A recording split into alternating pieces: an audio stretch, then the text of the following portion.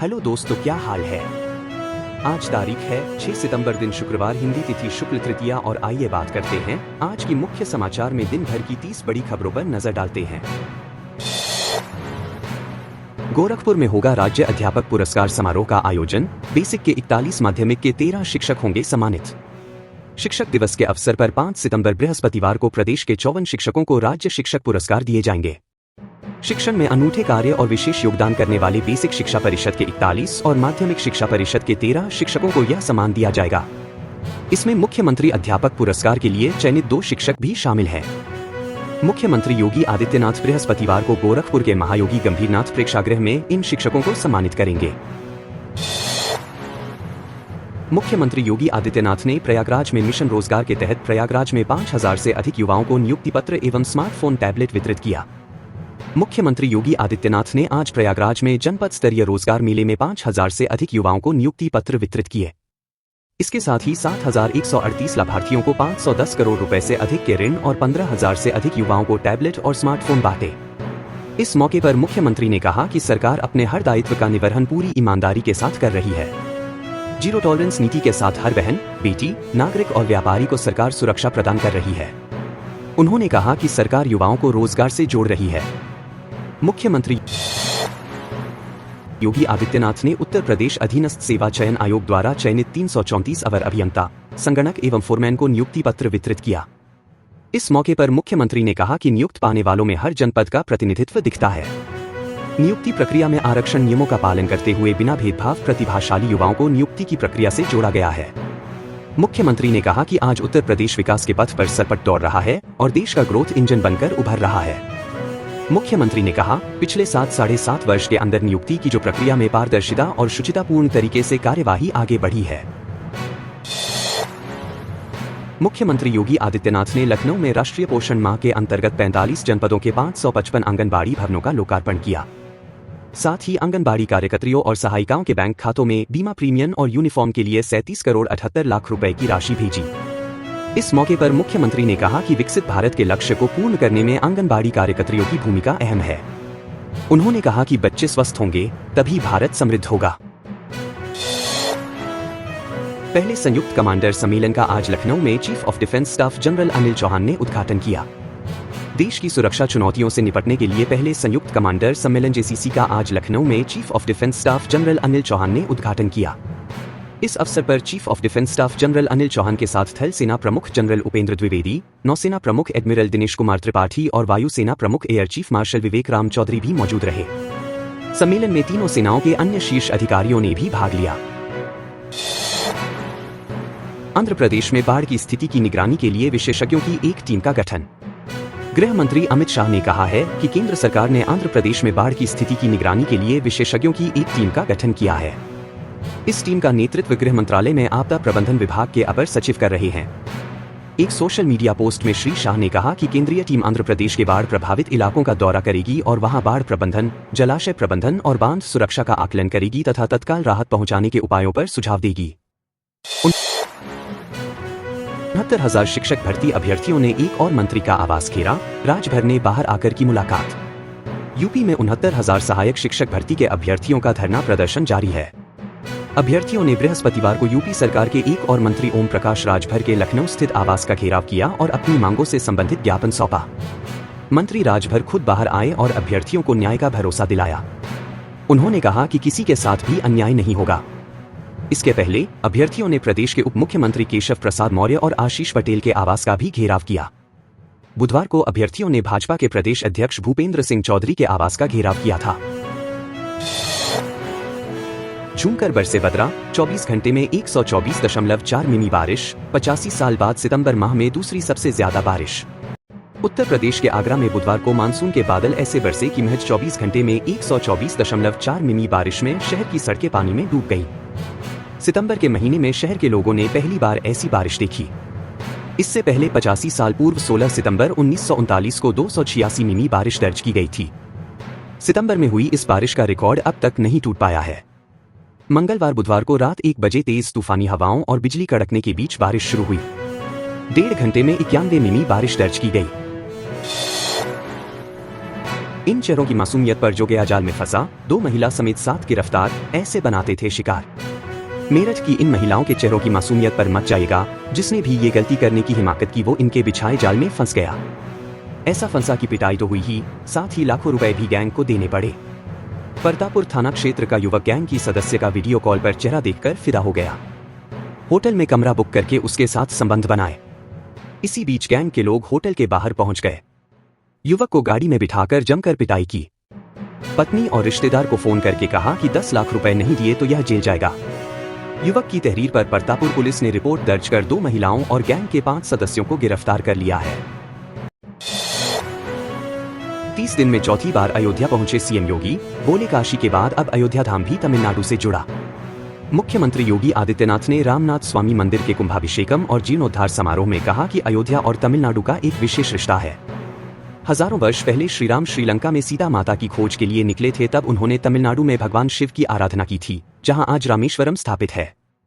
भगवान शिव की कृपा से सेतुबंध का भी निर्माण हुआ था।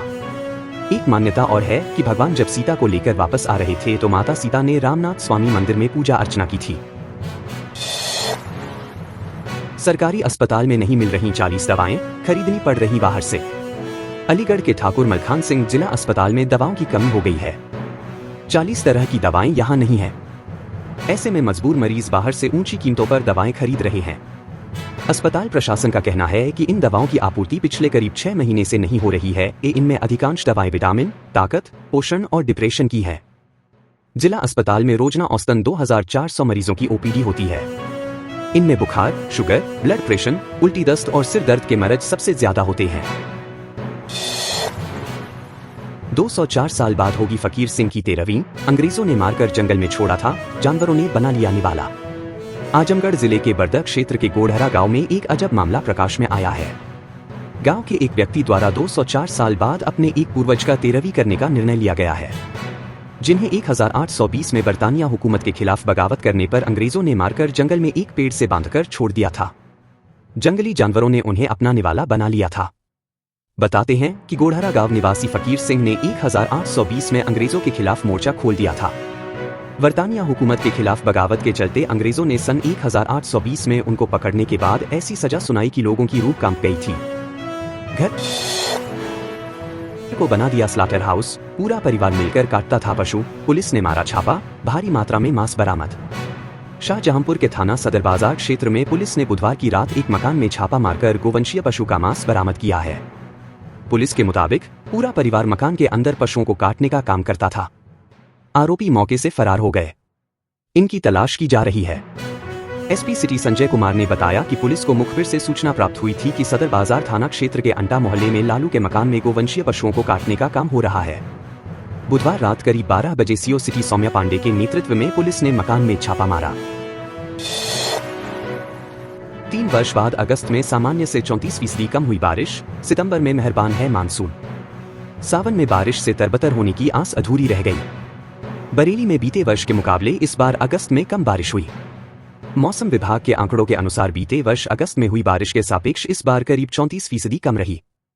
हालांकि सितंबर में सामान्य या इससे अधिक बारिश होने का अनुमान है। आंकड़ों के अनुसार बीते वर्ष अगस्त के 27 दिन में 340 मिमी बारिश हुई। इनमें 8 दिन 20 मिमी का आंकड़ा पार रहा। वहीं शेष दिन भी 4 से 15 मिमी बारिश हुई। कंपनियों को नहीं मिले काबिल युवा, लौट गई 12,760 नौकरियां, बेपर्दा हुई उच्च शिक्षा की गुणवत्ता। कानपुर के उच्च शिक्षण संस्थानों में दी जा रही शिक्षा युवाओं को उतना काबिल नहीं बना पा रही है कि वे नौकरी पा सकें। इस बात की गवाही सेवायोजन विभाग की ओर से लग रहे रोजगार मेले खुद दे रहे हैं। पिछले 1 साल में काबिल युवाओं की तलाश में रोजगार मेलों में आई 424 कंपनियों को निराशा के साथ लौटना पड़ा। 12,760 नौकरियां लेकर आई कंपनियों को महज 5,504 युवा ही हुनरमंद मिले। इंसानी मांस का चस्का लगने से आदमखोर बने भेड़िए आमतौर पर होते हैं शर्मीले जानवर। यूपी में विलुप्त प्राय भेड़िए इंसानी जान के लिए संकट बने हुए हैं। इनके हमले में मार्च 2024 से अब तक बहराइच में 9 बच्चों और 1 महिला की मौत हुई है। साथ ही सीतापुर, पीलीभीत और हस्तिनापुर में भी भेड़ियों ने आतंक मचा रखा है। बड़ी मशक्कत के बाद बहराइच से 4 भेड़िए पकड़े गए हैं। इसके बाद भी इंसान और भेड़ियों के बीच जारी संघर्ष से अंदेशा लगाना मुश्किल नहीं है कि असली हमलावर अब तक पकड़ में नहीं आए हैं। विशेषज्ञों का भी मानना है कि इंसानों को शिकार बनाने वाले असली भेड़िए अभी तक पकड़े नहीं गए हैं। लिहाजा स्थानीय प्रशासन और वन विभाग को ज्यादा संजीदगी के साथ अभियान चलाने की जरूरत है। मां कुष्मांडा दुर्गा संगीत समारोह, मनोज तिवारी के भजनों पर झूमे भक्त, काशी और आदि शक्ति का किया बखान। मां कुष्मांडा दुर्गा संगीत समारोह की 5वीं निशा लोक संगीत को समर्पित रही। एक तरफ काशी वालों की भजन मंडली झांझ मजीरे के साथ सुर मिलाकर मां की महिमा का बखान करते रहे, तो प्रख्यात लोक गायक मनोज तिवारी, रागिनी सोपोरी जैसे कलाकारों ने भी देर रात तक देवी भजनों से मां कुष्मांडा का अभिषेक किया। कार्यक्रम का शुभारंभ त्रिदेव मंदिर सेवक परिवार द्वारा भजनों की प्रस्तुति से हुई। उन्होंने सबसे पहले गाये गणपति जगवंदन से भजन का शुभारंभ किया। उसके बाद सामूहिक हनुमान चालीसा का पाठ किया गया। इस बार लंबा होगा जाड़े का मौसम, पड़ेगी कड़ाके की ठंड, इसी महीने से सक्रिय हो जाएगा। इस बार जाड़े का मौसम लंबा होगा, साथ ही ठंड भी कड़ाके की पड़ेगी। भारतीय मौसम का पूर्वानुमान है कि इस बार अक्टूबर तक बारिश का मौसम भी बना रहेगा और ला नीना समय से पहले यानी इसी महीने से सक्रिय हो जाएगा। मौसम विभाग के अनुसार ला नीना के सक्रिय होने से समुद्र ठंडा हो जाता है, जिससे उठने वाली हवाएं वातावरण में नमी पैदा करती हैं। ऐसे में ठंडक लगने लगती है। पूर्वानुमान है कि जिस तरह से इस बार चिलचिलाती गर्मी ने सभी को परेशान किया, उसी तरह ठंडक भी दिक्कत कर सकती है।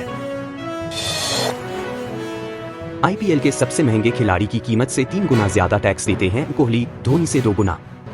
फॉर्च्यून इंडिया द्वारा जारी एक सूची के मुताबिक भारतीय क्रिकेट टीम के पूर्व कप्तान विराट कोहली वित्तीय वर्ष 2023 से 24 में देश में सबसे ज्यादा टैक्स देने वाले खिलाड़ी हैं। रिपोर्ट में दावा किया गया है कि भारत के शीर्ष खेल आइकन में से एक कोहली ने वित्त वर्ष 2023 से 24 में 66 करोड़ रुपए का भुगतान किया। यह राशि आईपीएल के सबसे महंगे खिलाड़ी मिचेल स्टार्क 24 रुपए 75 पैसे करोड़ की बिक्री मूल्य से लगभग 3 गुना अधिक है। इस बैंक में विशेषज्ञ अधिकारी के पदों पर चल रही है भर्ती, जाने कौन कर सकता है आवेदन। पंजाब एंड सिंध बैंक ने स्पेशलिस्ट ऑफिसर पदों पर भर्ती के लिए आवेदन प्रक्रिया शुरू कर दी है।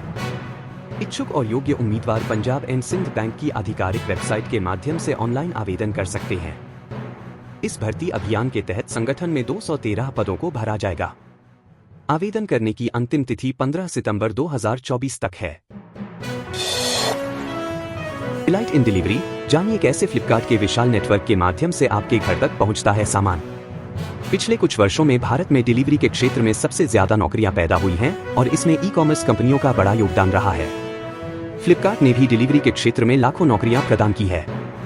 फ्लिपकार्ट को cash on delivery, no cost EMI और आसान रिटर्न जैसी अग्रणी सेवाओं के लिए जाना जाता है। ये वो सर्विसेज हैं जिसने ई कॉमर्स साइट पर शॉपिंग को आसान और किफायती बना दिया है। फ्लिपकार्ट से जब आप कोई सामान खरीदते हैं तो आपको व्हाट्सएप पर रियल टाइम अपडेट मिलता है। दोस्तों, अगर आप वीडियो पसंद करते हैं तो वीडियो को लाइक करें और चैनल को सब्सक्राइब करें और आप अपने जिले का नाम कमेंट बॉक्स में जरूर लिखें।